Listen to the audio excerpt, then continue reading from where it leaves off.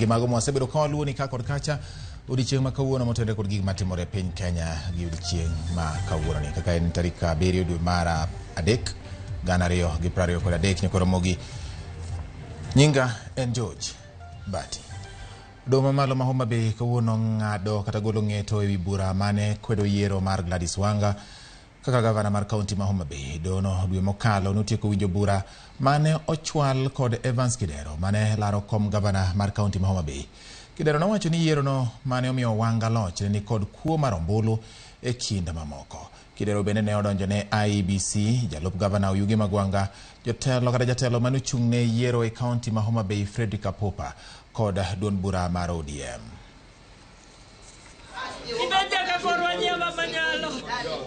Jo Homa Bay okwe kabisa ka girito duoko mondo giwinji ni en ang'o madhi timore mbele ka.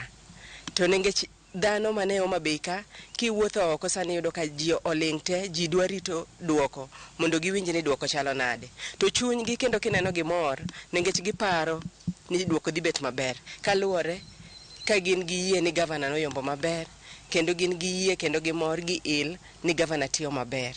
Wan gi yie ni kue ang' ne bedo Homa Bay ka, kendo wan kaka supporters mag gavana matiyo wakwayo ne gavana yo maber mondo mi kang Judge Rosina Burili lando ang' land kendo confirm the victory kata win mane gavana oyudo. Jogi duto gin jowa kendo yo ma kot nodhiye wana kawe kamano nikech kot nigi chenro ne.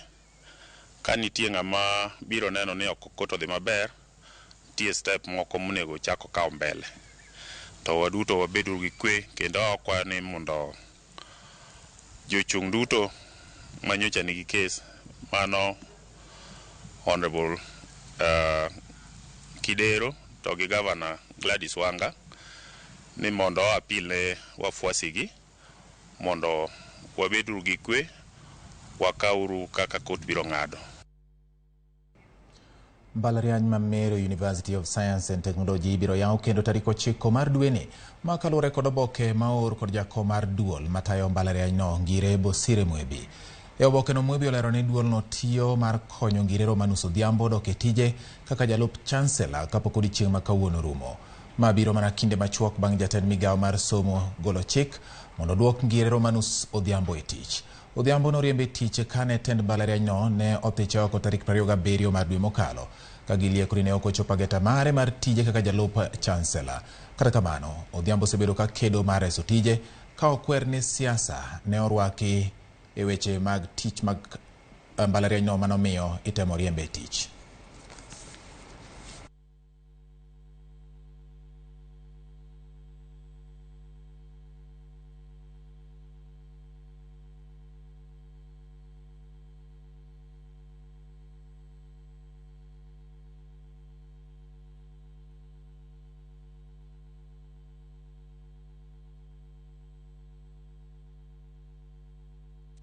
Wadhi nyime nyaka Ramogi koro wang'i mago motende gi weche mag somo kanyakla kod weche mag ngima kata thieth bende. Kama migawo mar thieth koro odiro oko weche malandore ni tuo mar nyaldiema ni omuoche skul mar yawuoyi ma Uphill mayudore e kaunti ni ma Nairobi.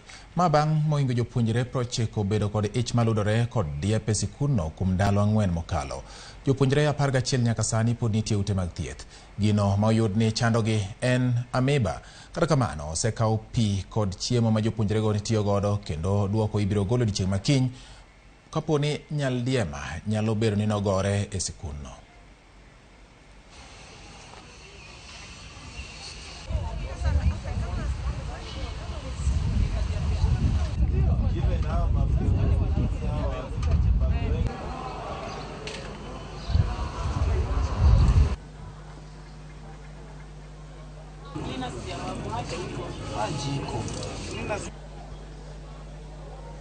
Our initial test and what we have treated for has been amoebiasis, and so we are investigating what could have been the original cause or source of that infection. We, as the health department, have also taken samples to be able to culture for cholera. So we did rapid tests and they turned negative. But we did not want to stop at that. So we have taken samples and we'll culture, and by tomorrow we'll be able to have confirmation if any of the students could have that. But as at now, our diagnosis is that it's amoebiasis, and that was what our labs so far have. Wadhiani nyime nyako Ramogi kawang'iyo mag siasa ni jagoro maduong' mar duond bura mar Jubilee Jeremiah Kioni olero ni duond bura no ok bi riwore gi riwruok mar Kenya Kwanza yo moramora, kendo romo mar Azimio gi jopiny biro dhi nyime kaka ne osechan. Omedo ni gidhi riwore kod ogai mar Azimio la Umoja One Kenya Raila Odinga e kinde mandala 14 mane gimiyo piny owacho mar Kenya Kwanza mar duoko piny nengo mar ngima biro rumo odiechieng' makiny. So those who are busy trying to, institute league of battles to see whether they can make it difficult for us in Jubilee are part of that scheme. And we can see through them. And we want to assure them that Jubilee is not available for auction, and they would rather look for something else to auction. It is upon them to fulfill their promises that they made. We know the number of times they are visiting State House to try and actualize the promises that they made. Those who are in power today, to tell them that this is yet another group that is hungry. Hata hawa wako na njaa. Sio njaa tu ya unga, lakini ni njaa ya hali ya maisha. Eseche ma piny ngima ikore mar yango odiechieng' mar dhi alumini odiechieng' makiny, jogo mamine ma otwe otwech ma Kakamega koro negi mor bang' yudo kony kowuok kuom piny owacho mar kaunti ma Kakamega. Minor gavana ma Kakamega Janet Kasili kane otimo limbe e od twech ma Kakamega kono okwayo jogo ma otwe jela ma pacho ka mondo mi kik giling' poni nitie rochruok ma itimo ne rachechgi. Apisas mag od twech no kotelnegi kod Dorin Anabaka okwayo piny owacho mar kaunti mondo mi osirgi mar bedo gi ngima makare e ute mag twech, ka gilero ni nitiere moko kuom joma otwe man kod nyithindo matindo e ute mag twech. Ujitengeneze, ujirekebishe, ili unapoenda hapo nje uende huko nje as a different person, mtu ambaye anaweza kujitegemea. Dunia ya leo hatutaki mama ambaye anakaa bure kutegemea mwanaume, na wanaume wenyewe hata hawako, na wengine wako hapo lakini hata hakuna kitu watakupatia, wanangoja wewe uwasaidie, si ndio? So tumia nafasi hii uende hapo nje uwe a woman who can rely on herself, self-reliant, si ndio? Wamama ambao muko katika gereza, dada yetu ametuambia it is not the end of life. Na sisi ambao tuko nje, ningependa kukumbushane kwamba ni rahisi sana kujipata umevaa hii uniform. Any one of us. Yale ambao mnafundishwa hapa ni mengi, vile tumeona wakati tulikuwa tunatembea, mnafundishwa skills mbalimbali. Mtakapotoka hapa hizi skills zitaweza kuwasaidia mjumuike na sisi pale nje. Jotich e kambi mar piny owacho manyayo teko stima matiyo kod liet mowuok e buolo GDC koro ywak ni midhiero mar nok mar omenda okwako kambino. Ginyiso luoro ni kambino chomo kama luare ka ok orese mapiyo. E bor riwruok mong'ere kaka Kenya Electrical Trades and Allied Workers Union kata KETAU, jotijego wacho ni GDC osebet kaleo kod chudo mag osara mage, kendo gope mage ngo chiegni romo bilion 10. Jagoro maduong' mar riwruok mar KETAU Ernest Nadome wacho ni midhiero mar GDC osemedore bang' kambi moro chwalo ng'ore do mamiyo bengi mapacho ka oloro aguche omenda mag GDC. Nadome wacho ni gibiro kawo kang' mowinjore ponono ne piny owacho ok odonjore mondo mi ores jotije DGC masani winjo matek. Sales to Kenyan and other private investors. But now what has happened? This particular raw contractor has gone ahead to close that account, meaning GDC is not getting even a single cent. And as we speak, KRA are also in this. KRA have also made these accounts to be closed. They are talking of GDC is in arrears of 6 billion Kenya shillings. Our employees now have not earned their salary. What is happening with the banks?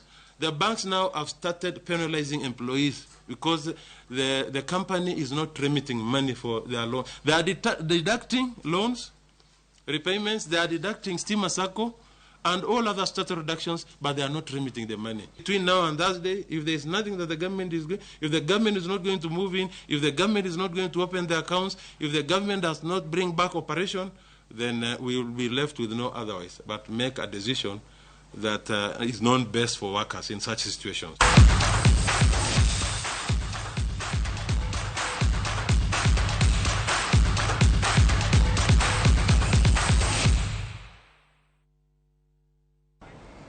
Wadonje weche mag tuke weche manyien makagi kacha. David Muya owuok e gwenge mag Lanet e kaunti ma Nakuru e jaloch mokwongo mar Kaende jackpot kokalo e kambi goyo punda mar shabiki.com.